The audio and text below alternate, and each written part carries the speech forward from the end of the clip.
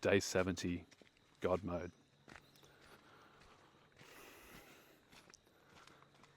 I got married. I got married yesterday.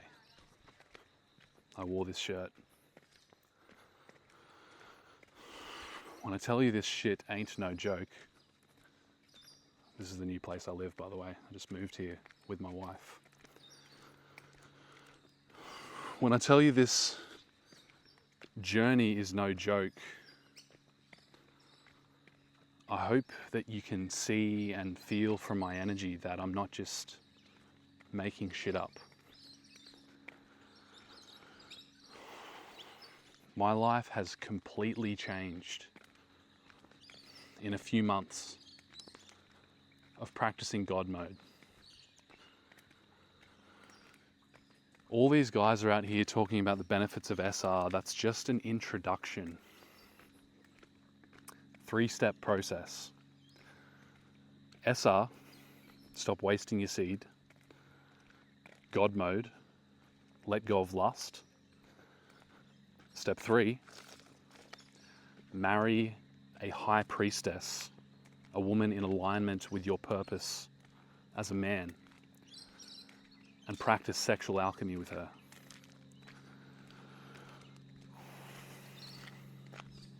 It's begun. Now, a lot of you guys have been asking me, a lot of the guys in the community have been putting this question to me. How do you practice sexual alchemy? Because really, this is the purpose of SR.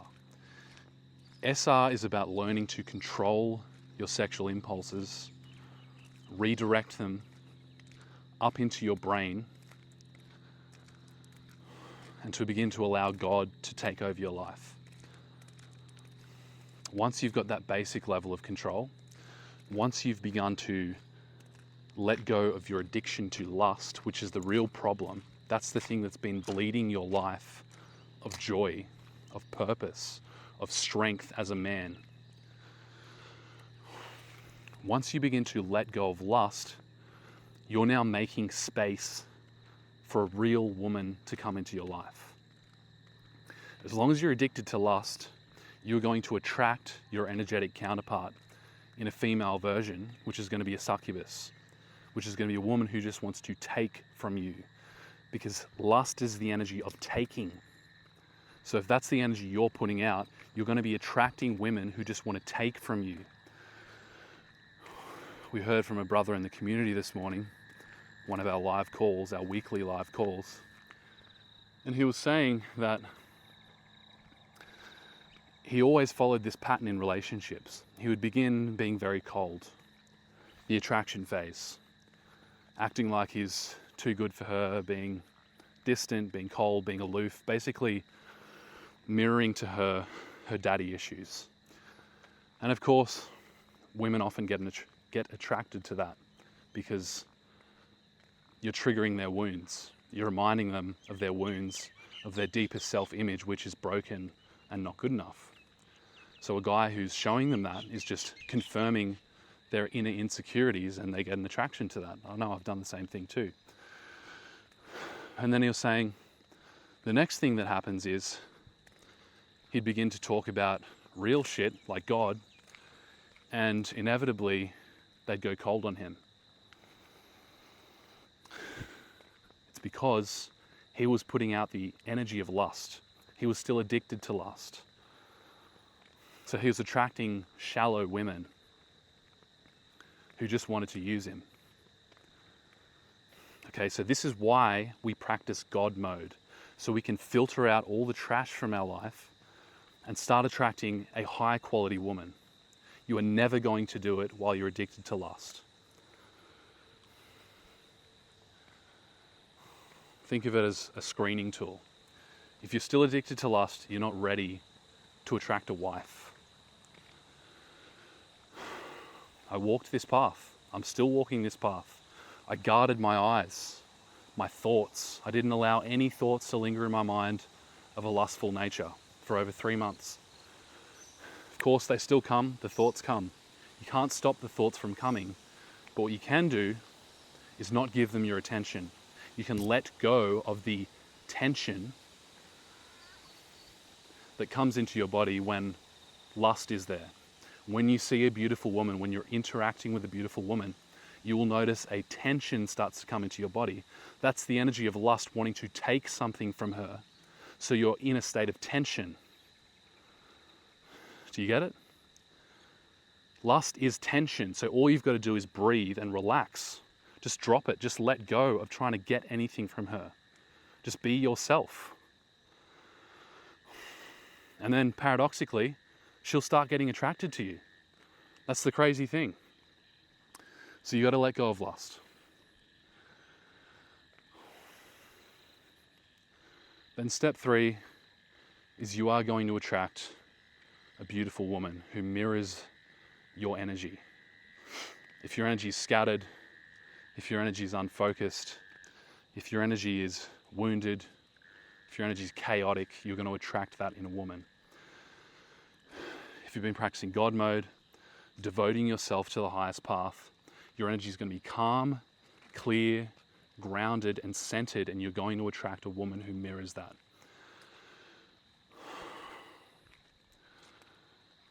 From there, don't muck around. The energy doesn't lie. You don't need to spend a year, 2 years getting to know someone if you know yourself.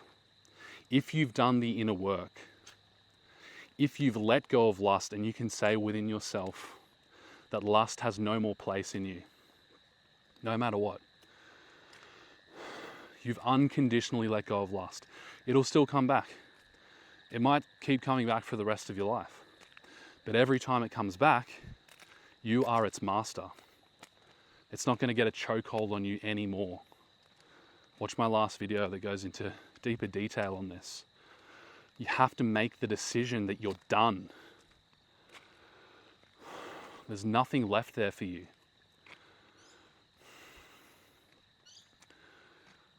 So once you do that, you marry her, and then you start practicing sexual alchemy.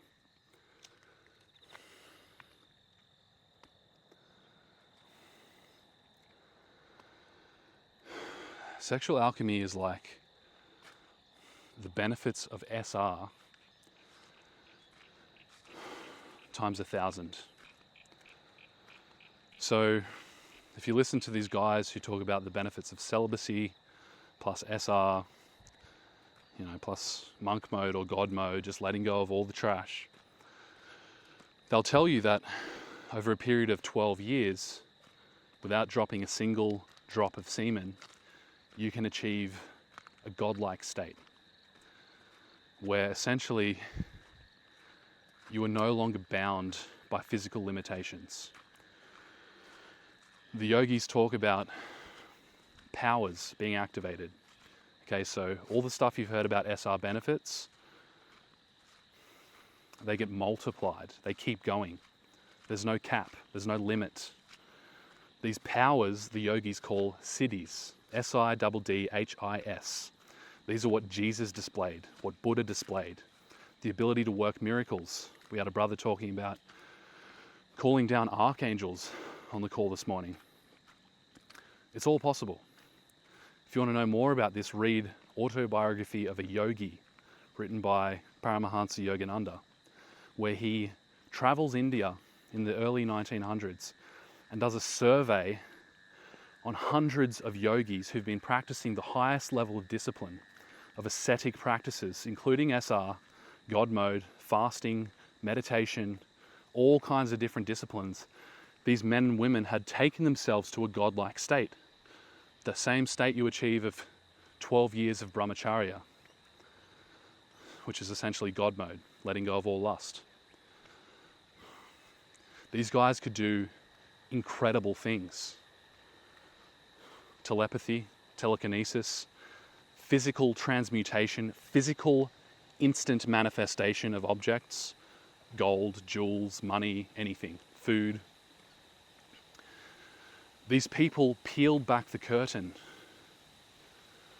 and we're about to see a mass awakening. I'm getting chills down my spine as I say this because I can feel it in my bones. And it's going to come from the men. It's going to come from the men first, and then it's going to go to the women, because we're the leaders. We set the cultural tone. You think feminism came from women? No, it didn't come from women. It came from men dropping their game. It came from men becoming weak. That's what allowed feminism to rise up. And it was actually needed, because we'd become so abusive of our power and so weak at the same time, and so enslaved to our lust, that feminism had to rise up and be the counterbalance. So the cultural shift always comes from the men. The mass awakening that we're going to see in these coming years is going to come from men. It's going to come from you. It's going to come from you letting go of the strongest vice, sin, bad habit, life-draining thing that exists, which is lust. That's the only thing binding us to this physical realm. That's why we're here, to transcend, to overcome, to defeat lust. So you can achieve that through brahmacharya, complete abstinence, complete celibacy, complete God mode, letting go of lust. Or you can do it the way that Buddha did it, the way that Christ did it, the way that Mahavatar Babaji did it, who was a more recent saint, not as well known, but you can look him up. This guy has incarnated many different times. He's said to still be here on earth. He also practiced sexual alchemy with his wife. Many who know about Mahavatar Babaji say that he was very close with a woman who was said to be his sister. But those in the know, those who've been initiated, know that this was actually his wife, his high priestess. Same with Buddha. It was known that he had a wife. This then got removed from all the scriptures because the dark wizards, the dark magicians wanted to hide the power of sexual alchemy, even though they practice it. Because they knew if the light ever started to realize the power we have access to through sexual alchemy with a woman, with a wife, the merging of masculine and feminine, it's game over. Once we start to wake up to our power, it's game over.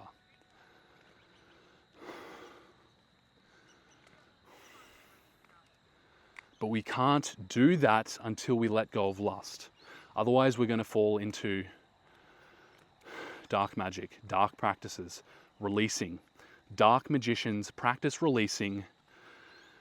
Therefore, they need a continuously bigger hit to keep extending, to keep growing their power, their dark power. So that's when they start needing to get into satanic ritual abuse, which is a real thing, which is practiced by the global elites, practiced on children, practiced on vulnerable people, where they basically start consuming people like batteries to keep feeding their energy.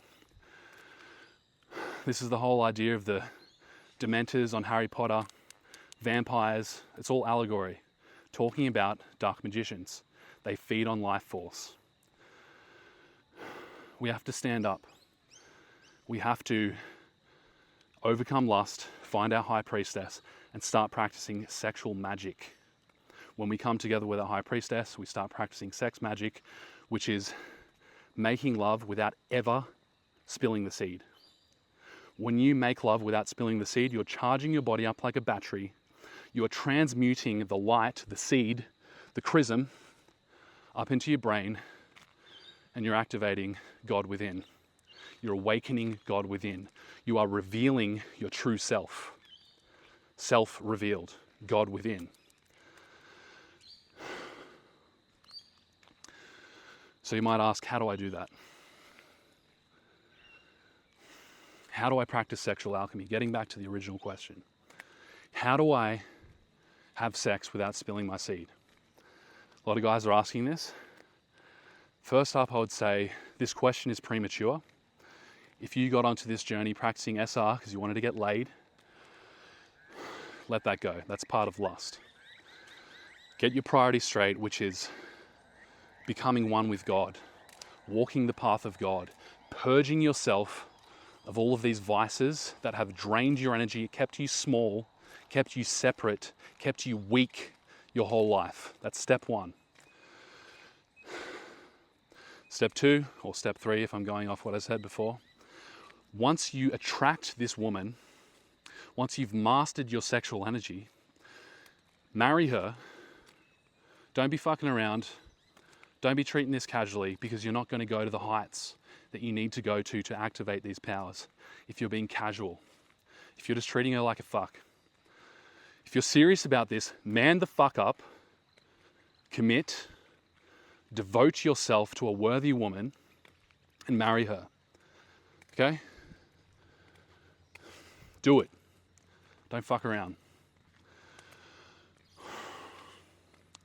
Then, in order to actually practice sexual alchemy,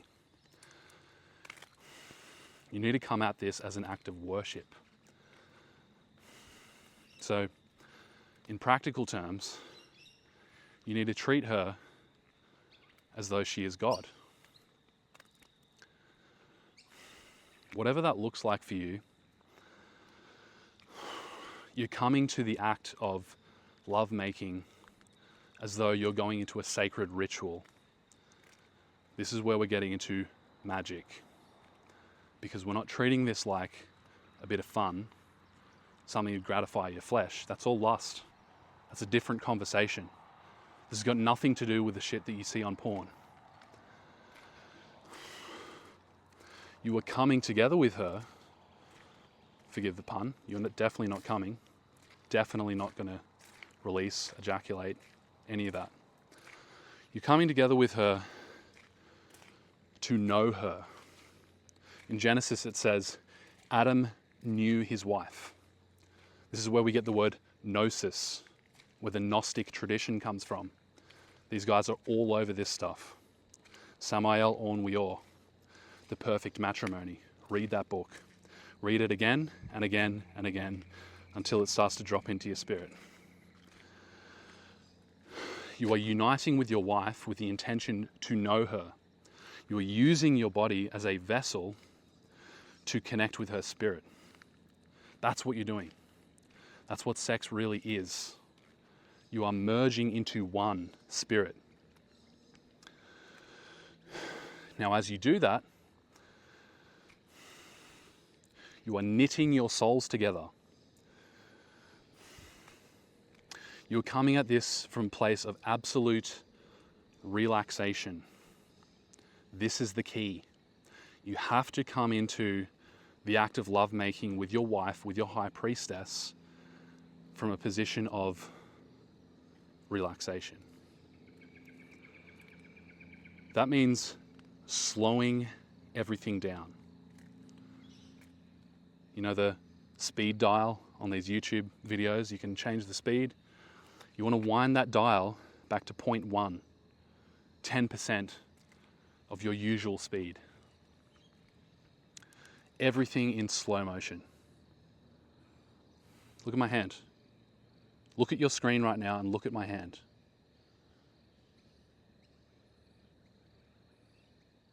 That's what you want to be doing with everything, with every movement, with every kiss, every touch, every caress. And then finally, when you penetrate, that's what you're doing. Slow motion. Now, when you get to about 50% arousal, you want to start to wind it back even more. Because from 50% to 100%, when you come, when you release and waste everything, you waste all your progress. From 50% to 100%, that can happen like that. She can look at you in a certain way, touch you in a certain way, say something, and you'll go from 50% to releasing, to coming out all of your God essence that you've worked for months for. That can happen in 1 second.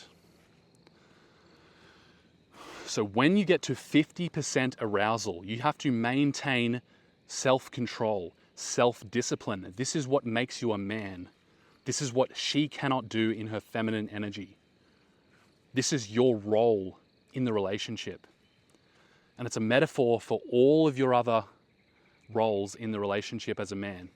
If you can control this, you can master the whole relationship. You're never going to have problems with her, because the most basic part about you, your life force, is under your control.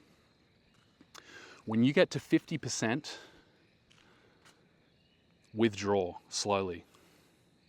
Okay, because in the beginning, your level of control is going to be low. So you need to practice just getting to 50% and just stay at 50% for a few months.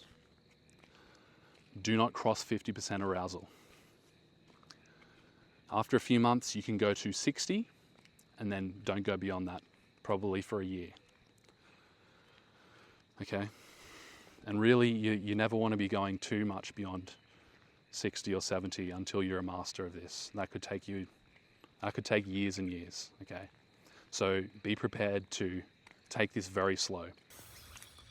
So you might hear all this and say, this sounds like no fun. If that's your response, then this isn't the path for you. Don't walk this path. That's it. It's as simple as that.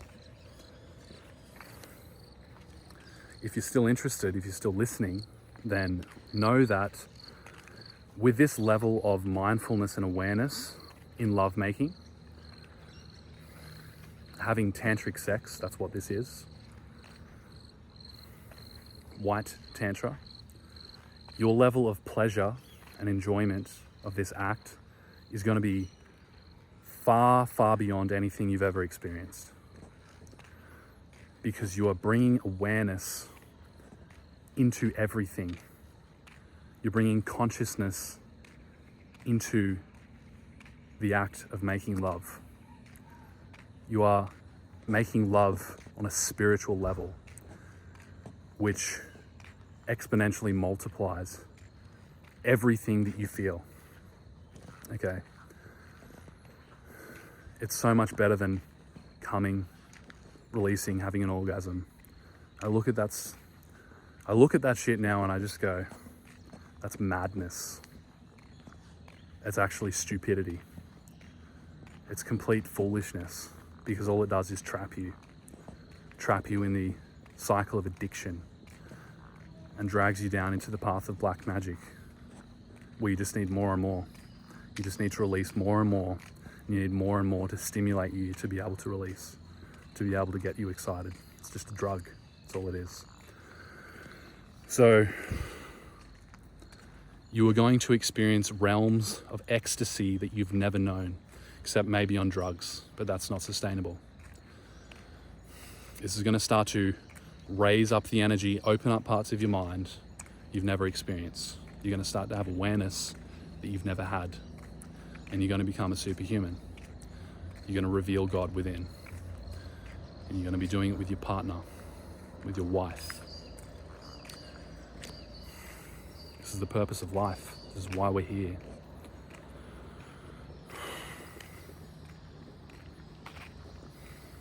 Now you know.